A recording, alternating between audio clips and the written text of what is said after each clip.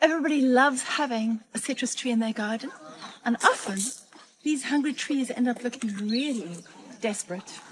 So when the leaves yellow like this, then you know it's very hungry.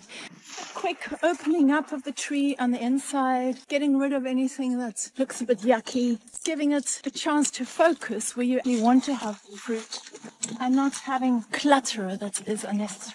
A tree that's very hungry, and you need to just balance the soil's ability to be able to really take in the nutrients that you're giving it. And we're doing that with epsom salts. So this is magnesium sulphate. And I tend to find that leaf drench is faster for the tree to absorb it all and to take it down to the roots. This is a 10-liter bucket, so I need about a tablespoon.